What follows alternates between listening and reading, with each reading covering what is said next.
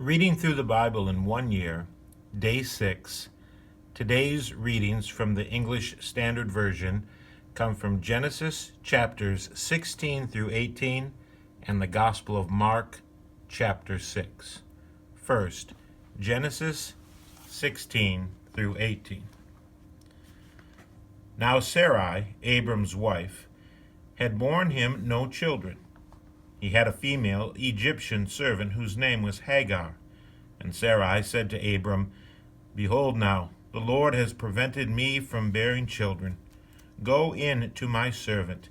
It may be that I shall obtain children by her. And Abram listened to the voice of Sarai. So after Abram had lived 10 years in the land of Canaan, Sarai, Abram's wife, took Hagar, the Egyptian, her servant, and gave her to Abram, her husband, as a wife. And he went in to Hagar, and she conceived. And when she saw that she had conceived, she looked with contempt on her mistress. And Sarai said to Abram, May the wrong done to me be on you. I gave my servant to your embrace, and when she saw that she had conceived, she looked on me with contempt. May the Lord judge between you and me. But Abram said to Sarai, Behold, your servant is in your power. Do to her as you please. Then Sarai dealt harshly with her, and she fled from her. The angel of the Lord found her by a spring of water in the wilderness, the spring on the way to Shur. And he said, Hagar, servant of Sarai, where have you come from, and where are you going? She said, I am fleeing from my mistress Sarai. The angel of the Lord said to her, Return to your mistress and submit to her. The angel of the Lord also said to her, I will surely multiply your offspring so that they cannot be numbered for multitude. And the angel of the Lord said to her, Behold, you are pregnant and shall bear a son. You shall call his name Ishmael, because the Lord has listened to your affliction. He shall be a wild donkey of a man, his hand against everyone, and everyone's hand against him, and he shall dwell over against all his kinsmen. So she called the name of the Lord who spoke to her, You are a God of seeing. For she said, Truly, here I have seen him who looks after me. Therefore the well was called Berlahah, as it ties between Kadesh and Bered. And Hagar bore Abram a son. And Abram called the name of his son, whom Hagar bore, Ishmael. Abram was 86 years old when Hagar bore Ishmael to Abram. Chapter 17. When Abram was 99 years old, the Lord appeared to Abram and said to him, I am God Almighty. Walk before me and be blameless, that I may make my covenant between me and you, and may multiply you greatly.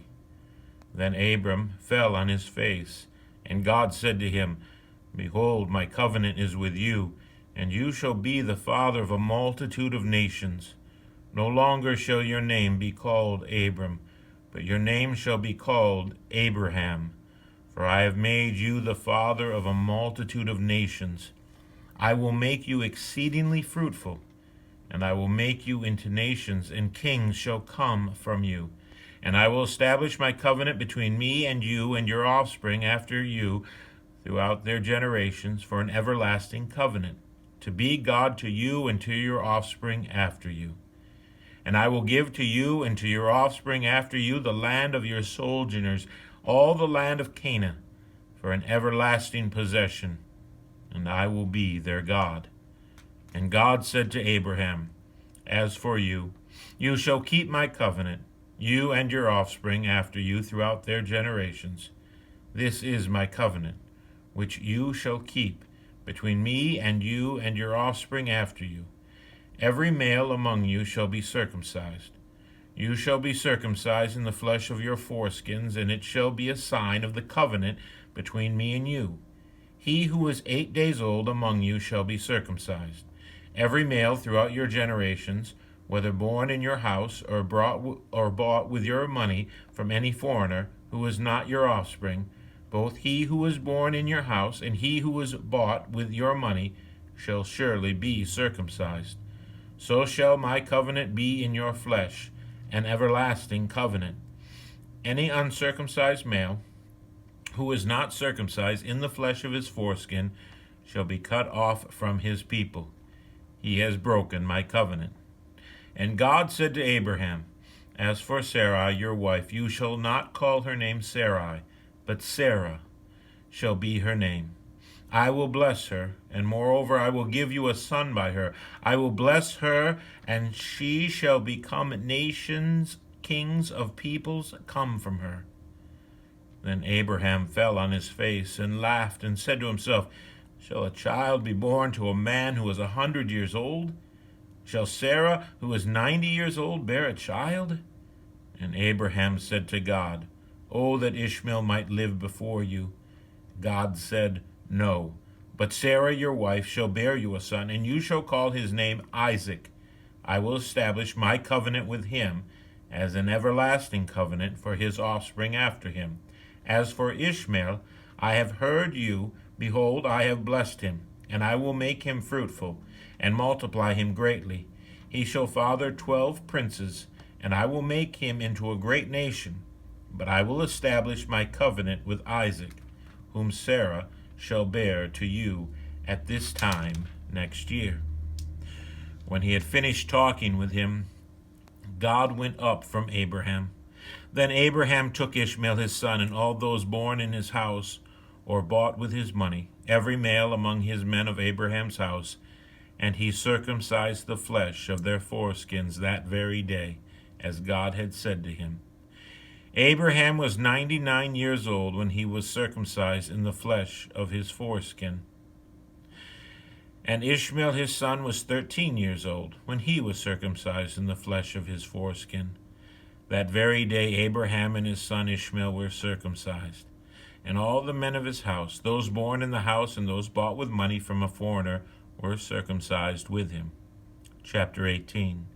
And the Lord appeared to him by the oaks of Mamre, and as he sat at the door of his tent in the heat of the day, he lifted up his eyes and looked, and behold, 3 men were standing in front of him.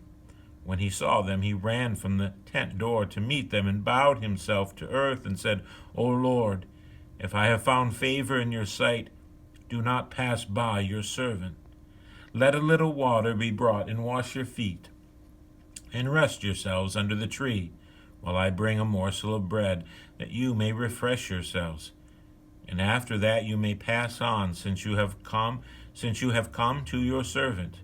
So they said, Do as you have said. And Abraham went quickly into the tent to Sarah, and said, Quick, 3 seahs of fine flour, knead it, and make cakes. And Abraham ran to the herd, and took a calf, tender and good, and gave it to a young man, and prepared it quickly. Then he took curds and milk, and the calf that he had prepared, and set it before them. And he stood by them under the tree while they ate. They said to him, Where is Sarah your wife? And he said, She is in the tent. The Lord said, I will surely return to you about this time next year, and Sarah your wife shall have a son. And Sarah was listening at the tent door behind him. Now Abraham and Sarah were very old, advanced in years. The way of women had ceased to be with Sarah. So Sarah laughed to herself, saying, After I am worn out and my Lord is old, shall I have pleasure? The Lord said to Abraham, Why did Sarah laugh and say, Shall I indeed bear a child now that I am old? Is anything too hard for the Lord? At the appointed time I will return to you, about this time next year, and Sarah shall have a son. But Sarah denied it, saying, I did not laugh, for she was afraid. He had said, No, but you did laugh. Then the men set out from there, and they looked down toward Sodom. And Abraham went with them to set them on their way. The Lord said, Shall I hide from Abraham what I am about to do, seeing that Abraham shall surely become a great and mighty nation, and all the nations of the earth shall be blessed in him? For I have chosen him, that he may command his children and his household after him to keep the way of the Lord by doing righteousness and justice, so that the Lord may bring to Abraham what he has promised him.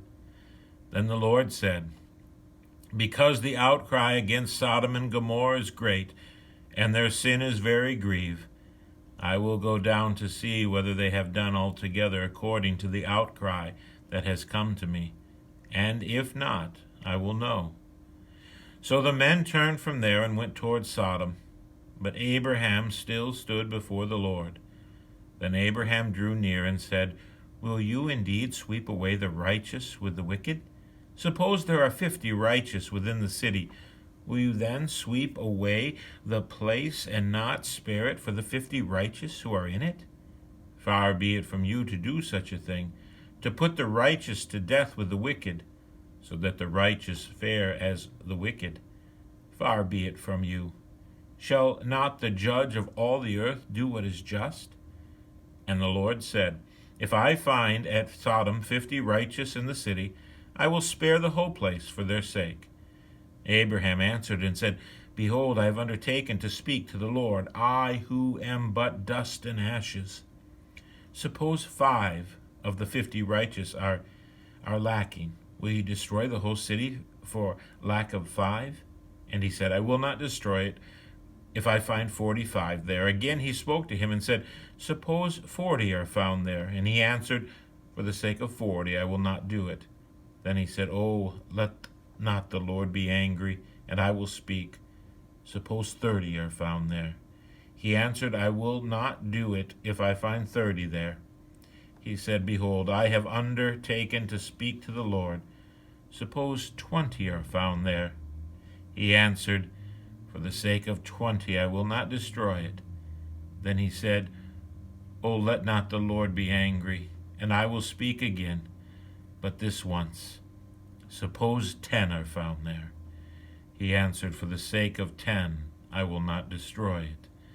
And the Lord went his way, when he had finished speaking to Abraham, and Abraham returned to his place. Now from the Gospel of Mark, the 6th chapter.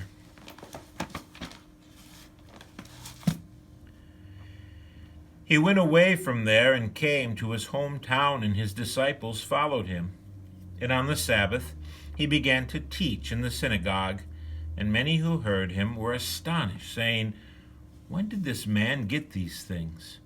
What is the wisdom given to him? How are such mighty works done by his hands? Is not this the carpenter, the son of Mary, and brother of James, and Joseph, and Judas, and Simon? And are not his sisters here with us?" And they took offense at him. And Jesus said to them, "A prophet is not without honor except in his hometown, and among his relatives, and in his own household." And he could do no mighty work there, except that he laid his hands on a few sick people and healed them. And he marveled because of their unbelief. And he went about among the villages teaching. And he called the 12 and began to send them out 2 by 2, and gave them authority over the unclean spirits. He charged them to take nothing for their journey except a staff, no bread, no bag, no money in their belts, but to wear sandals, and not put on 2 tunics. And he said to them, "Whenever you enter a house, stay there until you depart there. And if any place will not receive you, and they will not listen to you, when you leave, shake off the dust that is on your feet as a testimony against them." So they went out and proclaimed that people should repent. And they cast out many demons, and anointed with oil many who were sick, and healed them. King Herod heard of it, for Jesus' name had become known. Some said, "John the Baptist has been raised from the dead. That is why these miraculous powers are at work in him." But others said, "He is Elijah." And others said, "He is a prophet like the one of the prophets of old." But when Herod heard of it, he said, "John, whom I beheaded, has been raised." For it was Herod who had sent and seized John and bound him in prison for the sake of Herodias, his brother Philip's wife, because he had married her. For John had been saying to Herod, "Is it not lawful for you to have your brother's wife?" And Herodias had a grudge against him and wanted to put him to death. But she could not. For Herod feared John, knowing that he was a righteous and holy man, and he kept him safe. When he heard him, he was greatly perplexed, and yet he heard him gladly. But an opportunity came when Herod, on his birthday, gave a banquet for his nobles and military commanders and the leading men of Galilee. For when Herodias' daughter came in and danced, she pleased Herod and his guests. And the king said to the girl, "Ask me for whatever you wish, and I will give it to you." And he vowed to her, "Whatever you ask me, I will give you, up to half of my kingdom." And she went out and said to her mother, "For what should I ask?" And she said, "The head of John the Baptist." And she came in immediately with haste to the king and asked, saying, "I want you to give me at once the head of John the Baptist on a platter." And the king was exceedingly sorry. But because of the oath and his guest, he did not want to break his word to her. And immediately the king sent an executioner with orders to bring John's head. He went and beheaded him in the prison, and brought his head on a platter, and gave it to the girl, and the girl gave it to her mother. When his disciples heard of it, they came and took his body, and laid it in a tomb. The apostles returned to Jesus and told him all that they had done and taught. And he said to them, "Come away by yourselves to a desolate place, and rest a while."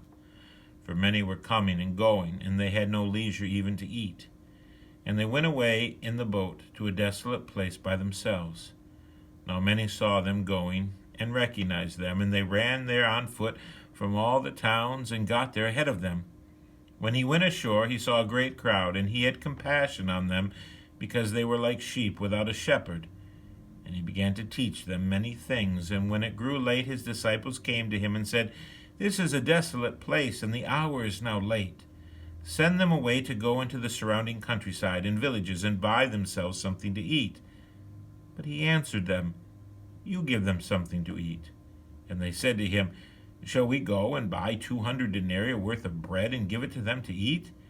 And he said to them, "How many loaves do you have? Go and see." And when they found out, they said, 5 and 2 fish. Then he commanded them all to sit down in groups on the green grass. So they sat down in groups by hundreds and by 50s.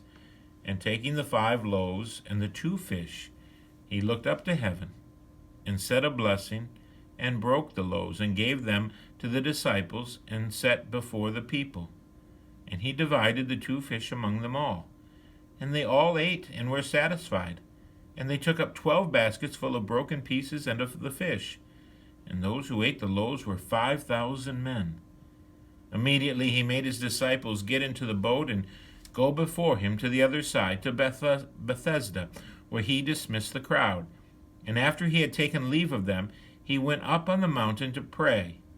And when evening came, the boat was out on the sea, and he was alone on the land. And he saw that they were making headway painfully, for the wind was against them. And about the 4th watch of the night he came to them, walking on the sea. He meant to pass by them, but when they saw him walking on the sea, they thought it was a ghost, and cried out, for they all saw him and were terrified. But immediately he spoke to them and said, "Take heart, it is I. Do not be afraid." And he got into the boat with them, and the wind ceased, and they were utterly astounded, for they did not understand about the loaves, but their hearts were hardened. When they had crossed over, they came to a land at Gennesaret, and moored to the shore. And when they got out of the boat, the people immediately recognized him, and ran about the whole region, and began to bring the sick people on their beds to wherever they heard he was. And wherever he came in villages, cities, or countryside, they laid the sick in the marketplace, and implored him that they might touch even the fringe of his garment. And as many as touched it were made well. That concludes the reading for Day 6 of Reading Through the Bible in 1 Year, English Standard Version. Today's readings were Genesis 16 through 18 and the Gospel of Mark, the 6th chapter.